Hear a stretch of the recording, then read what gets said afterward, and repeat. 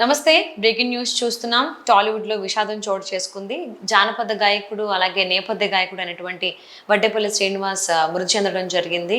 ఆయన గబ్బర్ సింగ్ సినిమాలో ఒక సాంగ్ ద్వారా మంచి ఫేమస్ అయ్యారు.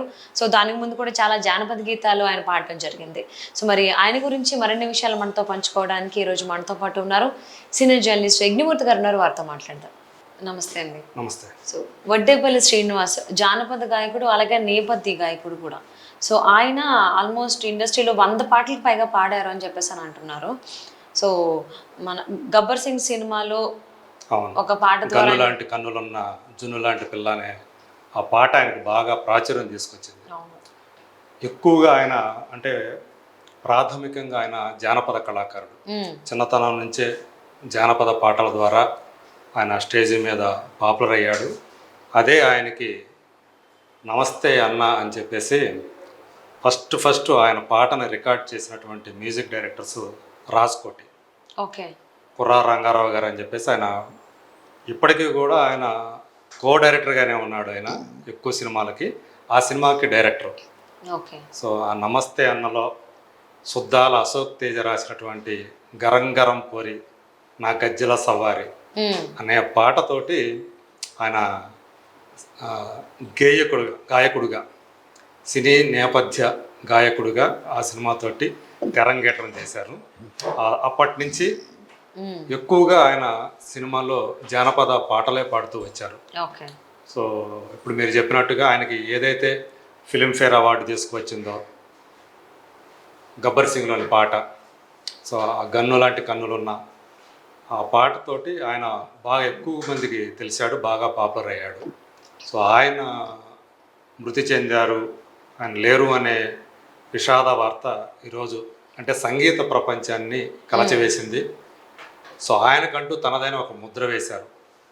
అంటే జానపద పాటలకి అంటే అంతరించిపోతున్న జానపద పాటని బతికించాలని తను చివరి దాకా కూడా ఆ సంకల్పంతోనే బతికారు. కొంతకాలంగా ఆయన అనారోగ్యంతో బాధపడుతున్నారనే విషయం ఈరోజే మనకి తెలిసింది ఆయన మృతి వార్తతోటి. ఓకే. సో ఆయన జానపద గీతాలే కాకుండా సినిమా పాటలు నేపథ్య గాయకుడు కూడా వచ్చారు కదా. సో జానపద గీతాల్లో కూడా అంటే ఇంతకు ముందు ఉన్నటువంటి ప్రభుత్వంలో కూడా ఆయన పాటలు పాడారు అన్నట్టుగా మనం యూట్యూబ్లో కొన్ని వీడియోస్ చూస్తున్నాము.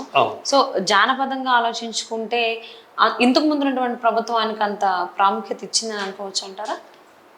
ఆయన ప్రభుత్వాలకి తనను ఆదరించాలనో తనను గుర్తించాలనో ఎప్పుడూ కూడా పాకులాడలేదు.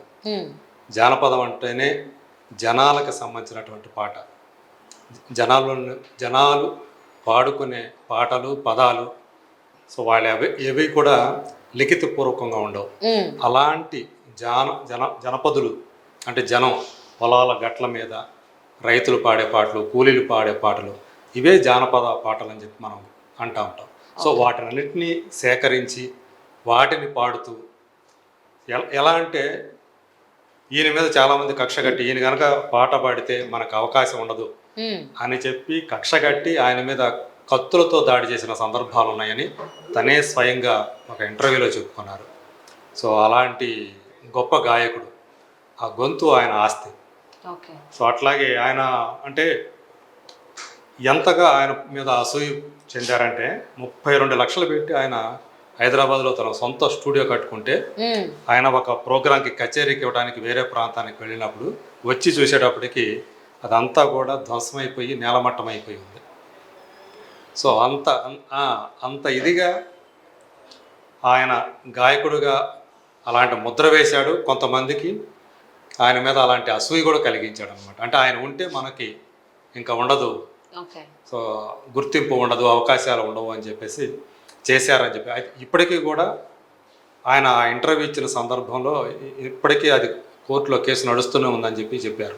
సో ఇప్పటికీ ఆయన చనిపోయేదాకా కూడా దానికి సంబంధించినటువంటి కోర్టు కేసు తెమలేదు, అది ఒక కొలిక్కి రాలేదు. సో అంటే ఈయన పుట్టిన ప్రదేశం ఏంటి, ఎక్కడ ఏంటని కూడా ఎక్కడ మనకు డీటెయిల్స్ తెలీదు నాకు అనేది. కానీ బట్ రంగారెడ్డి జిల్లా అని చెప్పేసి వడ్డేపల్లి కృష్ణ గారు అని చెప్పేసి ఆయన ప్రముఖ, ఆయన కూడా గాయకుడు, పెద్ద రచయిత, ఆయన సీనియర్ రైటర్ ఆయన.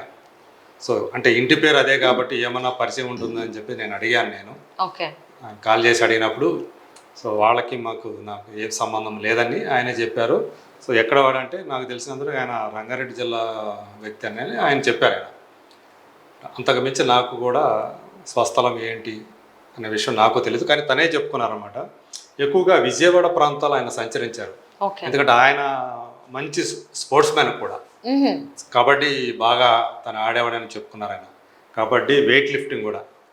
విచిత్రంగా వీటితో ఏమాత్రం సంబంధం, టేబుల్ టెన్నిస్లో కూడా ఆయనకి ప్రవేశం ఉంది. ఫిజికల్ డైరెక్టర్ కావాలని అనేది ఆయన కళ. అందు గురించి ఆయన పీఈటీ ట్రైనింగ్ కూడా పూర్తి చేశారు. ఓకే. కాకపోతే ఆ ఉద్యోగాల్లోకి ఆయన వెళ్ళలేదు. ఈ పాటే ఆయన ఇట్లా గాయకుడిగా మార్చేసి అటువైపు కాకుండా, అకాడమిక్ సైడ్ కాకుండా ఇటువైపు గాయకుడిగా ఉండటానికి, ఆ రంగంలో రాణించడానికి, ఆయన కృషి చేయడానికి ఆ పాటే ఆయనకి ఆస్కారం కల్పించింది. ఓకే. సో అలాగే వడ్డేపల్లి శ్రీనివాస్ గారిది కుటుంబ నేపథ్యం అనేది రైతు కుటుంబం అని చెప్పేసి ఆయన మాటలోనే ఒక ఇంటర్వ్యూలో విన్నాము. సో ఈయనకి ఎంతమంది పిల్లలు, అదేమన్నా మనకి బయటికి తెలిసిందా, లేకపోతే అది కూడా సీక్రెట్ గానే ఉందా? కుటుంబ వివరాలు కూడా తెలియలేదు, బట్ తెలిసే అవకాశాలు ఉండేలండి.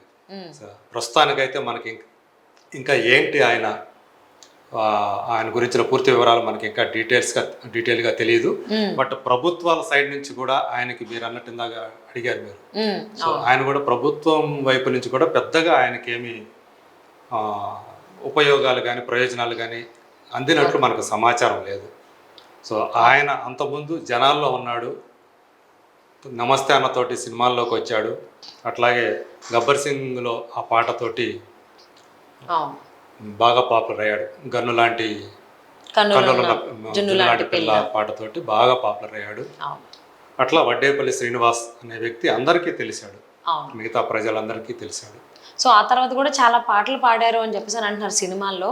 సో అంత డీప్గా డీటెయిల్స్గా అయితే మనకు తెలియదు. కానీ అంటే అసలు వడ్డేపల్లి శ్రీనివాస్ గారు ఎందుకు కొన్ని విషయాలు అంత సీక్రెసీగా మెయింటైన్ చేశారా, లేకపోతే అంటే ఎక్కువ ఆయన ప్రచారానికి ఎక్కువ పాకులాడలేదు. ఓకే.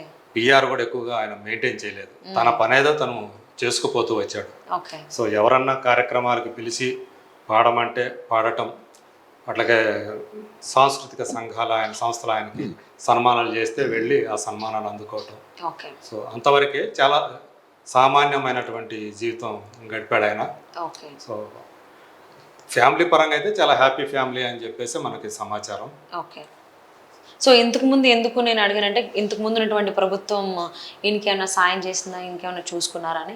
సో ఈయన కోసం మనం సెర్చ్ చేసినప్పుడు సోషల్ మీడియాలో ఏంటంటే, ప్రభుత్వ కార్యక్రమాల్లో, ఇంతకుముందు ఉన్నటువంటి ప్రభుత్వ కార్యక్రమాల్లో ఈయన జానపద గీతాలు ఆలపించినటువంటి వీడియోసే ఎక్కువగా కనిపించడం జరిగింది. సో అందువల్ల గవర్నమెంట్ ఏమన్నా ఈయనకి గుర్తించి ఏమన్నా బహుమతులు కానీ అవార్డులు కానీ అందజేసిందా అని చెప్పేసి అడగడం జరిగింది. ప్రభుత్వం తరపు నుంచి అయితే ఆయన ఇంతవరకు ఏదన్నా పురస్కారాలు పొందినట్టుగా నేను గమనించలేదు. ఓకే. ఆ పాట పరంగా కానీ ఇంకో పరంగా కానీ. ఆయనకి తన పాడిన పాటకు మాత్రం ఫిల్మ్ఫేర్ అవార్డు అయితే అందుకున్నారు, ఉత్తమ నేపథ్య గాయకుడిగా గబ్బర్ సింగ్ ద్వారా. సో అంతవరకే మనకు తెలుసు. ప్రభుత్వ కార్యక్రమాలు ఏదైనా జరిగినప్పుడు, వాడు చేసినప్పుడు అక్కడికి వెళ్ళి కూడా ఆయన ఆ పాటలు పాడటం అనేది జరిగింది. ఓకే.